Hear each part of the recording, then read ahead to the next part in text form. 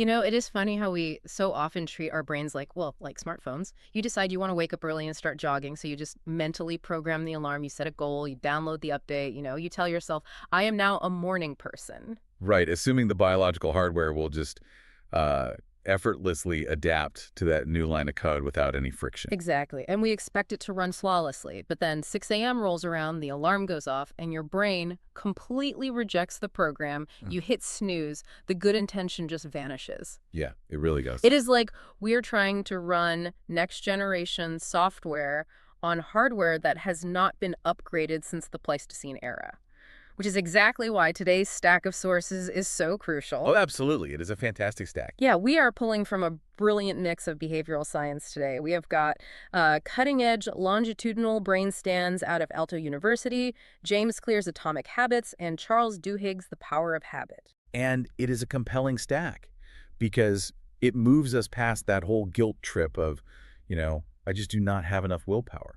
It gets into the actual mechanics of human behavior. The data points to a very specific set of biological rules that govern why we do what we do. Right. So our mission for this deep dive is not just to talk abstract theory. We are going to extract a highly practical, foolproof, four-step daily plan tailored for you, the listener, to successfully create new habits. I love that. A real blueprint. Exactly. By the end of our time together, you will have a specific blueprint. We're going to cover finding a morning anchor, picking a 2-minute habit, learning how to celebrate the win, and knowing exactly how to bounce back when you inevitably mess up. Which, by the way, is a mathematical certainty. Stumbling is literally built into the neurobiology of learning. Right. So if our brains are so prone to stumbling, let us look at the hardware we are actually working with. Yeah. Why is it that traditional goal setting, just stating something like, I want to lose weight or I want to write a book, why is that fundamentally working against our own biology? Well, it comes down to energy economics. When you adopt a new behavior or even just take a new route to work, your prefrontal cortex is heavily engaged. And as we know, that is your center for executive function and conscious planning. Right, the high level stuff. Exactly. But the prefrontal cortex burns through an immense amount of glucose. It is incredibly metabolically expensive to keep that part of the brain online. So wait, the brain views this massive, ambitious goal as like an energy threat. It does. It views it as an unsustainable drain. I mean, from an evolutionary standpoint, the brain's primary objective is just to conserve energy to keep you alive. So to stop burning up all that glucose, the brain works aggressively to offload any repetitive action down into the basal ganglia. Turning it into an automated routine. Right. Once the basal ganglia takes over, the action requires almost zero conscious thought. And that energy conservation is exactly why James Clear argues in Atomic Habits that focusing on massive distant goals is just a structural flaw. Yes, exactly. A big goal requires constant, exhausting prefrontal engagement. Instead, he says we have to focus on systems, which bypasses that alarm system entirely. Which leads right to his 1% rule. If you focus your system on just improving 1% every day, the change is so minor it does not trigger the brain's energy conservation panic. That makes a lot of sense. Right. But mathematically, getting 1% better every day compounds so significantly that you end up 37 times better over the course of a single year. You're slowly, safely programming the basal ganglia. I always visualize this through the concept of synaptic pruning. Like I picture it like walking through a forest. Your old bad habit, say, scrolling on your phone in bed, is a wide, paved, well-worn trail. Sure. But the new habit, like reading a book instead, is like trying to hack your way through dense underbrush with a dull machete. The brain obviously wants the paved road. It is a great visual, though, from a biological standpoint. You are actually describing myelination. Oh, really? Yeah, it is the literal fatty insulation that builds up around neural pathways the more they are used. That is what paves the road and makes the signal travel faster. Synaptic pruning is what happens to the old trail when the weeds finally grow back because you stopped walking it. Oh, okay. But your core concept is spot on. The old behavior has a physically thicker, faster insulated pathway. So if our neural pathways are so heavily insulated for our old routines, does that mean setting a vague intention like I want to live healthier is essentially useless against that kind of biological momentum? I mean, it is entirely outmatched. Psychologist Peter Gollwitzer published a landmark paper in 1999 that perfectly illustrates why. He made a vital distinction between goal intentions and implementation intentions. Okay. A goal intention is exactly what you just said. I want to live healthier. The issue is that it leaves every single execution variable open to interpretation. When will you be healthier? How? Where? What do you do when you feel stressed? And because it is ambiguous, the prefrontal cortex has to spin up and burn energy just to figure out the logistics. So the brain just defaults to the heavily myelinated path of doing nothing. It is cognitive friction. The brain will always choose the path of least resistance when faced with ambiguity. So if our brains aggressively reject vague goals because they require too much prefrontal energy, how do we engineer a new habit so it bypasses that cognitive friction completely? Well, we have to eliminate the ambiguity by using Gollwitzer's implementation intentions, which are essentially if-then plans. Hmm. Behavioral economist Catherine Milkman demonstrated the sheer power of this in a famous flea vaccination study. Oh, I read about this. Yeah, she worked at a large company to see if they could increase the number of employees getting flu shots at an on-site clinic. Getting a flu shot is not exactly a high dopamine activity most people look forward to. Not at all. It is the perfect test case for overcoming inertia. So the control group received a standard letter with the dates and times the clinic was open. Their vaccination rate was 33%. The experimental group received the exact same information, but their letter included a prompt asking them to write down the specific date and time they planned to go. They were forced to create an if-then plan. If it is Tuesday at 10 a.m., then I will go get my shot.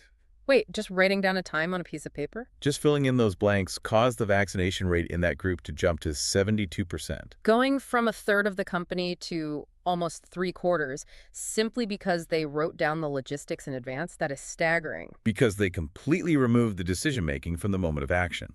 When Tuesday at 10 a.m. rolled around, the prefrontal cortex did not have to weigh options or expend energy thinking about scheduling. The script was already written and loaded. That is wild. So let us ground this for you, the listener. Think about your own flu shot scenario. What is that one positive habit you keep leaving vague? Because this brings us to action step 1 of your custom daily plan. You need an anchor. Yes, the anchor. B.J. Fogg from Stanford and James Clear call this habit stacking. You cannot just say, I will meditate tomorrow. You have to use an existing habit as the if in your if-then plan. And that anchor must be a highly specific, observable, physical action. It cannot be a vague window like after breakfast, because when exactly does breakfast end? Right. Is it when you finish eating or when you put the plate in the sink? Exactly. The anchor should be something like after I pour my first cup of coffee, or after I turn off my alarm, or after I take my shoes off after work. You are taking advantage of the thick myelin of an old habit to trigger the start of a new one. Okay, so the listener has their anchor. After I pour my morning coffee. That leads to action step 2, which is pair it with a tiny new action. This is James Clear's 2-minute rule. Right. The new behavior you were trying to attach to that anchor must take less than 2 minutes to complete. So, reading 1 page of a book, drinking 1 glass of water, doing 5 push-ups. The intention here is to drastically lower the activation energy required to start the task. I do have to push back on this a bit, though. Let us be totally honest. Doing 5 push-ups or reading a single page of a book is not going to get you in shape, and it is not going to make you an expert in your field. So what is the point of doing something so minuscule? I mean, it almost feels like you are tricking yourself with something practically useless. I hear that a lot. But it only feels useless if you are exclusively focused on the outcome. But outcome is just the surface layer of behavior change. Remember, our primary objective is to reprogram the basal ganglia. The hardware? Right. The goal of the 2-minute rule is not an immediate physical transformation. The goal is to establish the neurological loop itself. You are laying down the very first layer of myelin on a brand new pathway. As Clear points out, a habit must be established before it can be improved. Yeah. You have to standardize the behavior before you can optimize it. Ah, okay. So it is less about the 5 push-ups and more about proving to your nervous system that you are the type of person who consistently shows up. Once that neural pathway is secure and the action is automatic, expanding it from 5 push-ups to 50 requires very little cognitive effort. But if you demand 50 push-ups on day 1, the activation energy is massive, the prefrontal cortex panics, and you quit. That makes perfect sense. Lower the barrier to entry to almost 0. So we have our anchor, and we have our tiny 2-minute action. But how do we ensure the brain actually craves doing it again tomorrow? We have to make the brain want to walk down that new trail. To do that, we have to leverage the habit loop, popularized by Charles Duhigg. He breaks the architecture of every habit down into 3 core components: the cue, the routine, and the reward. Okay. The anchor we just talked about is the cue. The 2-minute action is the routine. but it is the reward that serves as the save button. It tells your brain this sequence was valuable, remember this for the future. The sources have a fantastic illustration of this with Procter& Gamble, do they not? Oh, yes. The invention of Febreze is one of the most revealing case studies in behavioral psychology. When P&G first formulated Febreze, it was a legitimate technological breakthrough. Yeah. It did not just mask odors, the chemical bonds actively trapped and eliminated them. Right. They marketed it as an odor killer, assuming people would jump at the chance to neutralize bad smells in their homes. Which seems entirely logical. I mean, if my living room smells like a wet dog, I want that smell gone. But the launch was a spectacular failure. Sales were abysmal. When researchers investigated, they discovered a flaw in their understanding of cues and rewards. People who lived with strong odors, like a wet dog or chronic cigarette smoke, had become neurologically desensitized to them. Nose blind. Exactly. Yeah. The bad smell was not acting as a cue anymore because they literally could not smell it. And even worse, simply making a room smell like nothing provided no neurological payoff. There was no reward to close the loop. So doing the chore of spraying the couch felt completely unrewarding to the brain. Exactly. So P&G pivoted. Instead of marketing it as an odor killer, they added a distinct, pleasant perfume to the formula. They positioned Febreze as the final celebratory step of a cleaning routine. You vacuum, you wipe down the counters, you spray Febreze, and that immediate fresh scent is the neurological reward. Wow. That scent intertwined the cue and the routine, creating a craving. Febreze went on to become a billion-dollar product. That is incredible. So how do we manufacture that fresh scent for ourselves? This is action step 3 in our custom daily plan. We have to actively suggest a way to celebrate. BJ Fogg calls this giving yourself a deliberate dopamine hit. Yes. To lock in that new 2-minute habit, you must immediately celebrate right after you do it. The timing is critical here. The reward has to be instantaneous. You cannot say, if I do my push-ups all week, I will buy myself a nice daily on Friday. Yeah. The basal ganglia operates in the present moment. It needs the chemical hit right now to associate the positive emotion with a specific action. Okay, but when I hear immediate reward, I immediately think of training my dog. I give a command, click a little clicker, and hand over a piece of cheese. Are we really saying that human beings are so basic that doing a little fist pump or checking a box on a piece of paper actually rewires our complex brains? Biologically speaking, yes, we are exactly that basic. Really? The mechanism is identical. Taking 10 seconds to say nailed it out loud, or taking that first deliberate hot sip of your morning coffee, or physically ticking a box in a journal provides the exact neurological spike needed to satisfy the habit loop. It releases a pulse of dopamine. Just from checking a box? Just from checking a box. Yeah. That dopamine acts as a chemical marker, telling the brain to reinforce that specific synaptic connection, which significantly speeds up automaticity. So we have a tight, efficient system. We find an anchor, we pair a 2-minute action, and we give ourselves a little fist pump to lock in the dopamine. But we have to address reality because life is messy, kids get sick, you have to travel for work, or you just oversleep. What happens to this delicate new neural pathway when we inevitably stumble? Well, to understand resilience, we have to look at the actual timeline of habit formation. You have almost certainly heard the conventional wisdom that it takes 21 days to form a new habit. Oh, absolutely. It is on every motivational poster and self-help blog out there. And it is completely devoid of scientific backing. Wow. Yeah. Philippa Lally, a health psychology researcher at University College London, ran a rigorous study in 2010 tracking people as they formed new eating, drinking, and exercise habits. She found that the median time it takes for a new behavior to become automatic is actually 66 days. 66 day. Yes. And depending on the complexity of the habit and the individual's baseline, the range stretched anywhere from 18 days all the way to 254 days. Wait, up to 254 days? Most people abandon their New Year's resolutions by the second week of January. If it takes well over 2 months to actually lock a behavior in, is not executing these 2-minute micro habits going to feel incredibly tedious around week 3 or 4? It can feel tedious, which is why that instant dopamine celebration we just talked about is so vital to bridge the gap. But to understand why it takes so long, we have to look at how deeply integrated habits are with our overall physiology. Okay. There is a remarkable recent study out of Aalto University that illustrates this. A researcher named Anna Triana spent 5 full months tracking her own brain and behavior. She wore tracking devices constantly and scanned her own brain twice a week in an fMRI machine. 5 months of fMRI scans on herself. That is a staggering level of commitment to the data. What did the imaging reveal? It revealed that our brains do not just react to isolated events in a vacuum. She found that daily habits, like how well you sleep, your physical activity, your resting heart rate, they leave lasting imprints on your brain's functional connectivity that persist for up to 15 days. 15 days. Yeah. And she observed that high heart rate variability during rest is deeply linked to optimal brain wiring. Let us unpack that mechanism a bit. Why does heart rate variability matter to brain architecture? High heart rate variability is a key indicator that your body is in a relaxed parasympathetic state, often called rest and digest. Great. When your nervous system is calm, it creates the optimal biological environment for neuroplasticity. Your brain is much more capable of structural change. Conversely, if you're chronically stressed, your brain focuses on immediate survival, making it much harder to lay down new myelin for new habits. That brings up a terrifying thought. If my daily actions echo in my brain connectivity for 15 days, what happens if I miss a day of my new habit?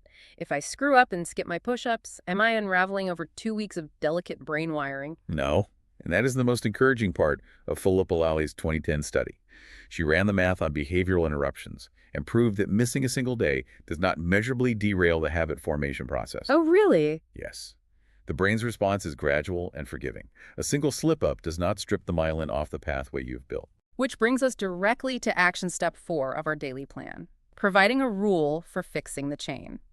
Because missing one day does not ruin your progress, James Clear offers a golden rule. Never miss twice. It is the perfect safeguard. If you miss one day, it is a statistical anomaly. The neural pathway is intact.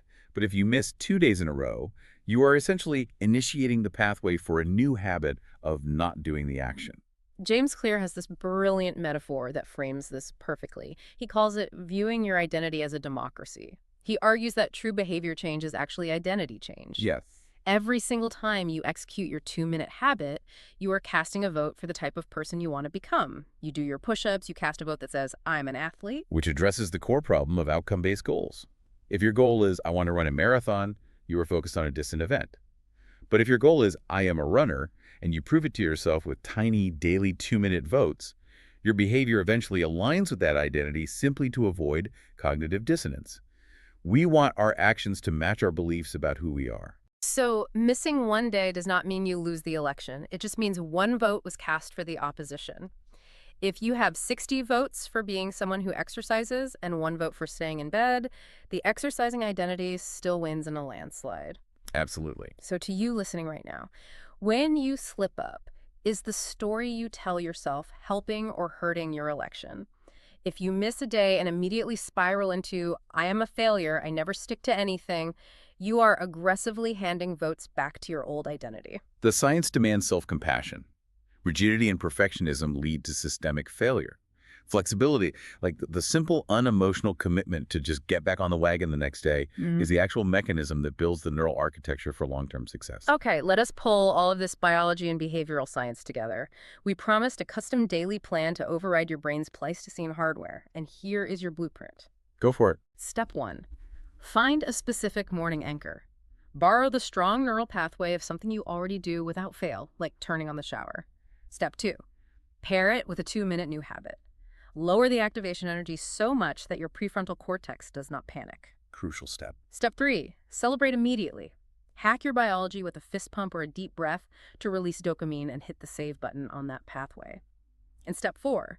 When life gets in the way and you miss a day, give yourself grace, but never miss twice. Keep casting votes for your new identity. It is a profound, scientifically grounded system. But before we wrap up, there's one final concept from our source material that I think really changes the scope of what is possible here. It is Charles Duhigg's concept of keystone habits. I know Duhigg talks about how not all habits are weighted equally. What makes a habit a keystone? The keystone habit is one small change that acts like a domino, unintentionally triggering a massive cascade of positive behaviors across entirely unrelated areas of your life. Duhigg illustrates this with the story of Paul O'Neill, who took over as CEO of the aluminum manufacturing giant Alcoa. Okay. When O'Neill stepped in, the company was struggling.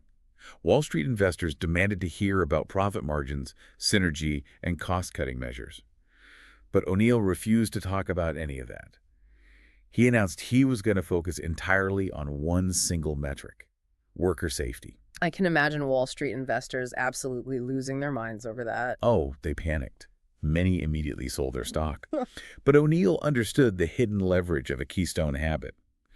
By maniacally focusing on an organizational habit of safety, he forced the entire massive corporation to fundamentally change how it operated. Right. To achieve zero injuries, you have to drastically improve internal communication.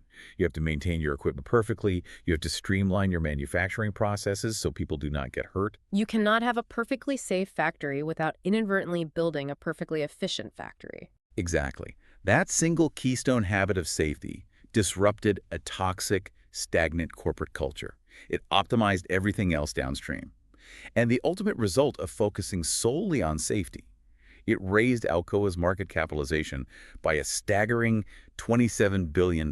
That is the ultimate proof that you do not need to completely overhaul your entire life all at once. You do not need to exhaust your prefrontal cortex. You just need to change the right thing. Precisely. So the question we want to leave you with today is this. Look at your own life. What is your keystone habit? What is the one small 2-minute action that, if you applied this 4-step plan to it tomorrow morning, could unintentionally cascade and transform everything else? Because once you identify that domino, you are not just crossing your fingers and hoping for willpower anymore. You finally have the biological code to reprogram the hardware. And that is when meaningful change finally becomes automatic. We will see you on the next deep dive.